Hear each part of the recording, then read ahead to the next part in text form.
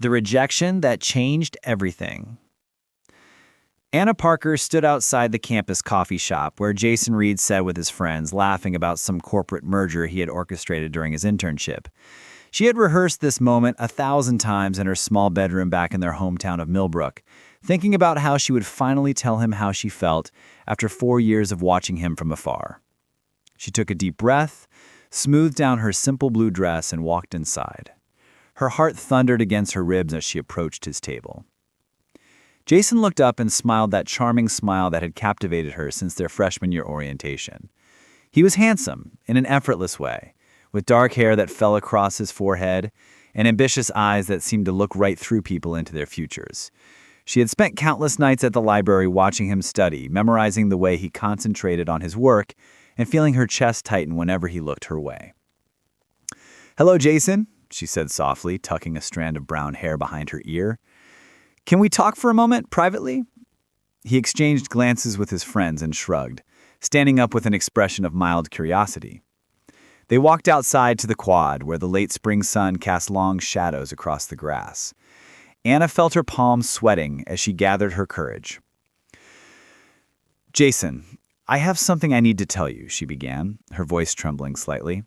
"I know we have not been extremely close, but I have admired you for a very long time, and I think you are an incredible person. I have developed feelings for you, deep feelings, and I was wondering if maybe you would want to go out with me sometime." For a moment, Jason just stared at her, and Anna watched his expression change from curiosity to something harder to read. He laughed, but it was not a kind laugh. It was the sort of laugh that made her stomach drop. "Anna, you seem like a sweet girl, but let me be honest with you," he said, running a hand through his hair. "You are too ordinary for me. I have big plans for my life. I'm going to build an empire, and I need someone who matches my ambition, someone sophisticated and extraordinary. You are nice, but you are just not that person. I could never marry someone like you." The words hit her like physical blows. Each sentence was a small knife that embedded itself deeper into her heart. She felt tears prickling at her eyes, but she refused to let them fall. She would not give him the satisfaction of seeing her cry. She stood there frozen as he continued talking about his vision for the future and how he needed someone of his caliber. "I appreciate you telling me how you feel," he added, almost dismissively, "but I think it's best if we just stay acquaintances going forward." Anna nodded, unable to speak. Her throat felt tight and her hands were shaking. She turned and walked away from him, across the quad. She could feel his eyes on her back and hear his friends calling to him from the coffee shop. She walked faster, then faster, until she reached her dorm room and locked herself inside. That night, Anna made a decision.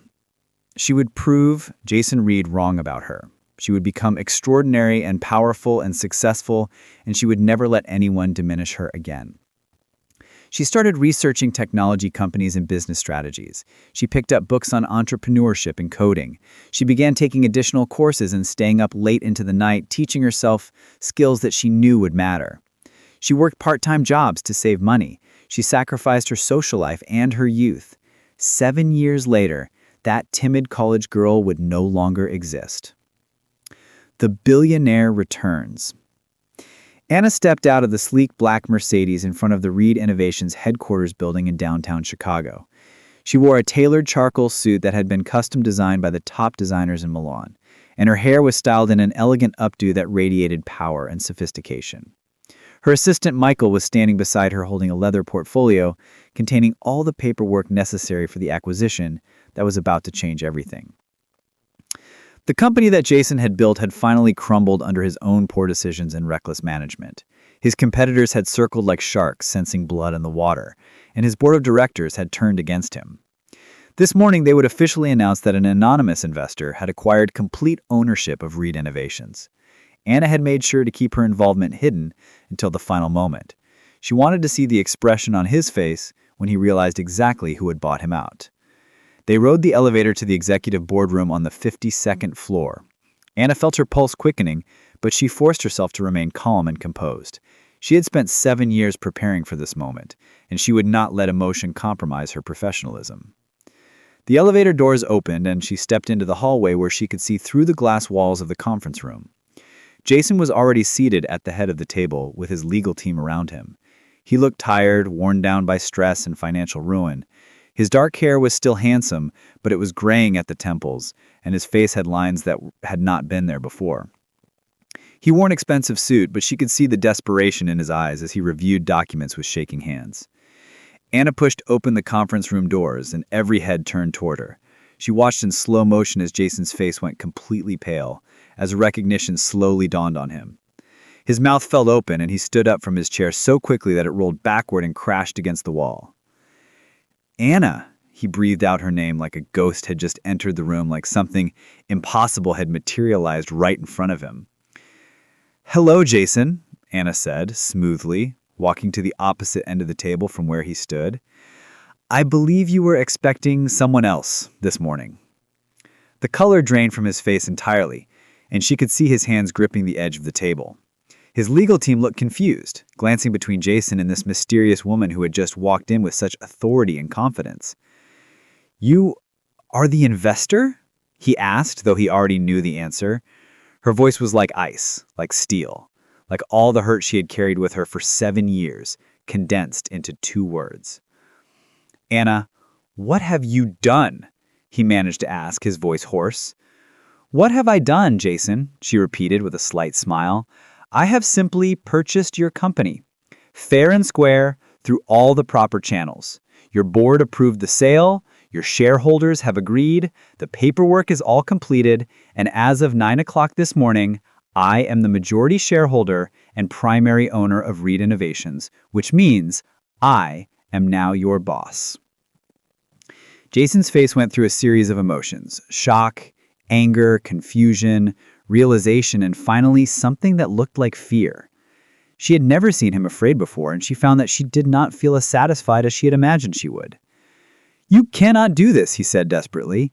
You cannot just take my company away. This is not fair. Fair, Anna repeated, her voice sharp as a blade. You want to talk about fair, Jason? You want to discuss what is fair and what is not? You dismissed me 7 years ago. You called me ordinary. You said I would never be good enough for you, that I didn't have the sophistication or the ambition to stand beside you. Well, look at me now, Jason. I am worth $2.3 billion. I have built a technology empire that spans 3 continents, and I own your entire company. She paused, letting the weight of those words settle over him like a heavy blanket. Your people will report to me now. Your decisions will go through me. Your future depends on my approval. So I suggest you sit down and let us discuss what happens next, because your old life is over. Part 3. Collision of Pasts and Presents. The weeks following the acquisition were chaos. Jason found himself navigating a bizarre and painful new reality where the woman he had once rejected so casually was now his absolute superior in every possible way. Anna had immediately begun restructuring the company, bringing in her own executive team and implementing new systems that rendered his previous strategies obsolete. She was everywhere in the building, attending meetings, reviewing operations, and making sweeping changes that demonstrated her clear vision for the future of the company. Jason tried to maintain his professional demeanor during their interactions, but inside he was unraveling. He could not stop thinking about that day in the quad when he had so casually destroyed her. He remembered telling her she was too ordinary and watching her walk away. He had never expected to see her again, certainly not like this, not as the powerful woman who now controlled his entire existence. One evening, Jason found himself working late in the office. He was reviewing reports at his desk when he heard the sound of heels clicking against the floor.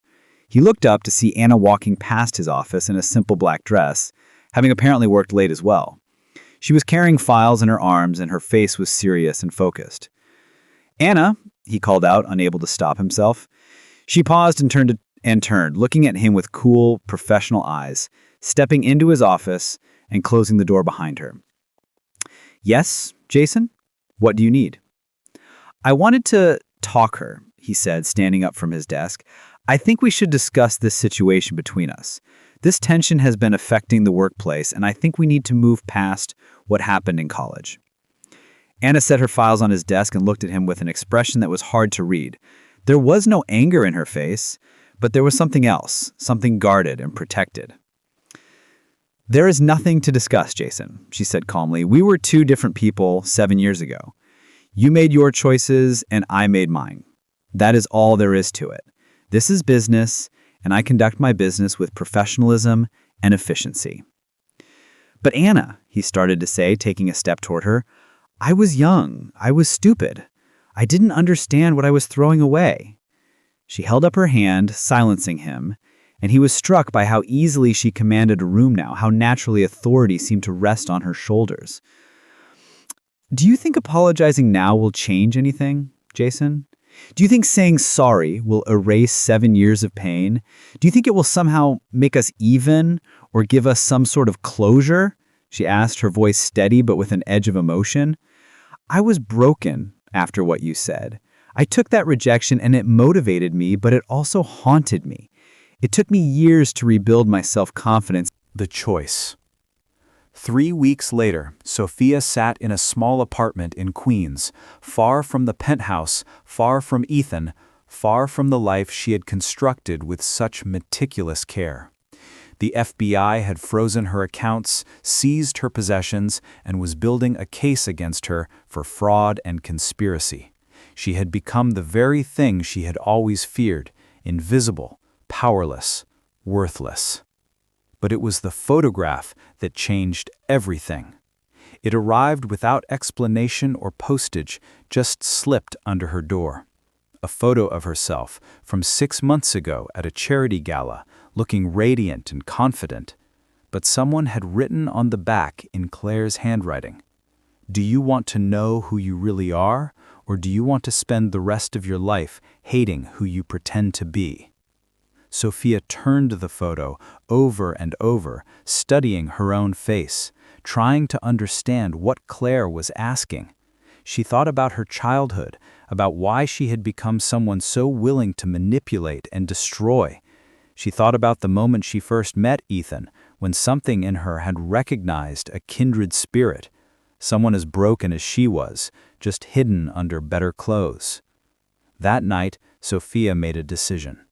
She called the FBI and asked to speak with Special Agent Webb. When he arrived, she told him everything. Every operation she had been part of, every crime she had witnessed, every organization she had worked for, every terrible thing she had done in service of a life that was never even real. But she also told him something else.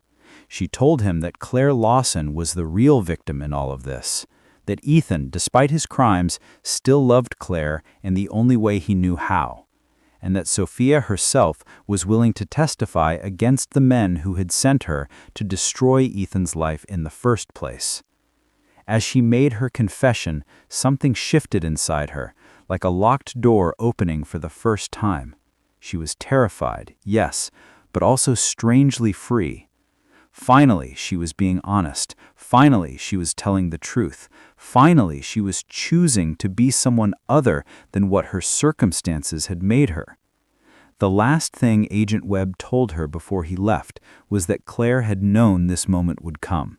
She had orchestrated not just revenge, but redemption. She had wanted Sophia to see herself not as a villain, but as a victim of her own choices. Someone who still had the power to choose differently. For the first time in years, Sophia Bennett cried, and the tears felt like washing away a lifetime of pretense. Part 5. The Reckoning. 6 months later, Sophia testified in federal court against the organization that had employed her, against Ethan, against everyone she had ever conspired with to hurt. Her testimony was devastating and complete, and by the end of the trial, 17 people had been convicted of various crimes, ranging from fraud to attempted murder. Ethan received a reduced sentence for his cooperation with authorities. He would serve 2 years and then emerge into a life fundamentally transformed by consequences and accountability. On the day he was sentenced, he looked across the courtroom and made eye contact with both Sophia and Claire, who sat separately in the gallery, watching history rewrite itself. Claire Lawson had become something of a celebrity. the woman who had orchestrated an elaborate scheme to expose corruption and bring her own husband to justice, while never crossing the line into actual illegality. She had orchestrated everything through legal means, through documentation, through patience. She had won, not through destruction, but through truth. After the trial, Claire approached Sophia outside the courthouse. Sophia expected anger, expected condemnation, expected to be dismissed. But instead, Claire looked at her with an expression of profound sadness and something almost like compassion. "I did not do this to hurt you," she said softly.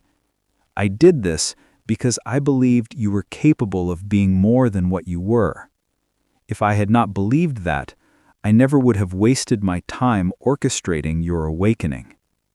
Sophia did not know what to say, so she said nothing. She simply nodded and watched as Claire turned and walked away, her head held high, her life reclaimed, her power restored. In the years that followed, Sophia rebuilt herself completely. She spent time in prison, where she began to genuinely understand the impact of her actions. She entered therapy and began the long, difficult work of understanding why she had become someone so willing to hurt others. She studied and eventually earned her law degree with a focus on victims' advocacy. One day, while working at a nonprofit helping women escape exploitation, she received a letter. It was from Ethan. He had been released from prison and was living quietly abroad. He wrote that he had spent his time inside, finally becoming the man Claire had believed he could be. He wrote that he had read about her work helping vulnerable women and that he wanted her to know he was proud of her. He wrote that Claire had started a foundation to help people like Sophia, people who had been used as weapons by powerful organizations. He wrote that if Sophia ever wanted to connect with Claire, to apologize, to understand, to heal, that Claire had expressed openness to that possibility. Sophia held the letter for a long time. Then, she sat down and began to write a response, not to Ethan, but to Claire. An apology that was genuine and deep. A recognition of the truth that Claire had tried to teach her. A willingness to accept forgiveness if Claire was willing to give it. Sometimes Sophia thought about the night she stood on that penthouse balcony, thinking she had won, thinking she was a queen. But she understood now that Claire had been the real victor all along, not because she had destroyed Sophia, but because she had saved her. She had forced her to see the truth about herself, and in doing so, had given Sophia the greatest gift of all, the chance to choose who she wanted to become. And in the end, Sophia Bennett became not the villain in the story, but the redemption arc. The woman who learned that real love, real power, real victory came not from taking from others, but from becoming truthfully and courageously yourself.